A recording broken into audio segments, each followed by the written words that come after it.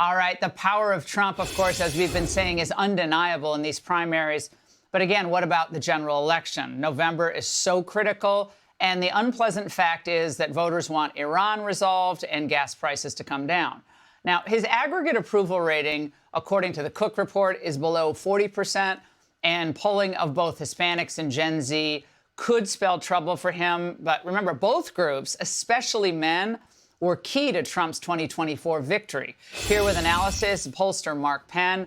Mark, let's start with North Carolina here, because Trump endorsed former RNC chair Michael Whatley to replace retiring, I'm just so naughty, Thom Tillis in the Senate. Tom Tillis, I'm sorry. But this has always been a tight race. Tillis was winning by fewer than 2 points in both of those prior races. Trump won the state by 3 points. But looking at this latest polling, Cooper is ahead by 11 points against Whatley. What are we looking at here? Well, this is a tough race for Republicans. This is probably the toughest race. I mean, you know, Cooper is well known. He has a good record, generally polled pretty well. He wasn't seen as a crazy in terms of the Democratic candidates out there. So I think this is a tough race. Now, it's obviously going to close. It's not going to be 10 points. There's a lot to go here in terms of the Republicans and what they're going to spend and put behind the race. But this is definitely a tough race for Republicans. Now, let's move on to Florida, which, of course, is Trump country. Marco Rubio's from Florida. Ron DeSantis is wildly popular there. What can you tell us about the key races there? Because Democrats, again, I can't imagine this is the case, but former Congressman David Jolly narrowly leading Congressman Byron Donalds in that potential general election matchup for governor there, 46-42. How baked in is that? No, look, I think this is going to be, you know, at the end of the day, a safe Republican, you know, gubernatorial election. I think people are happy with Ron DeSantis. There's no real reason, you know, there's no voter anger here that's going to switch. The Republican Party is really quite strong. I think, again, some of this early polling is just not meaningful to what I think the direction of the state is.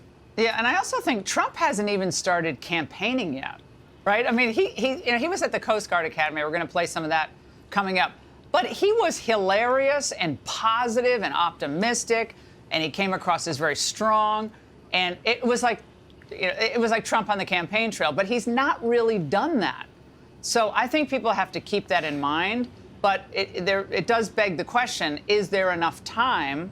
So not even June yet, to win back some support from, I guess, some of these voters who are, you know, upset about the cost of living and cost of things. Well, look, I look underneath the polls, and number one, a lot of these polls that show a lower job rating for him include all adults. When you look at voters, it's almost 10 points higher of those people who are politically active. And my horse race between Republican and Democrat is 50-50. And the people that they trust more with the economy, even if they're unhappy, is Trump and the Republicans, not the Democrats. So I think there's a lot here. Trump remains, as you've pointed out, politically powerful, no question about it. I think these midterms are going to generally be a lot closer. I think Iran will be resolved. I think gas prices will come down. And I think the president will be a powerful campaigner, no question. And Mark, I'll tell you what I don't believe at all are these poll questions that say Trump is trailing on the issue of immigration. I'm sorry, I don't believe that. I don't think that's borne out in any sense of reality. Do you agree with me?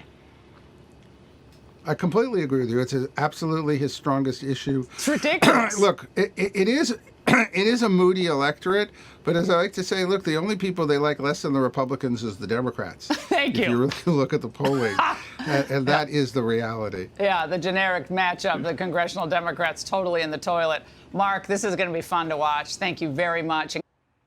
Be sure to like and subscribe for all the Fox News latest on YouTube, and catch full shows streaming now on Fox One.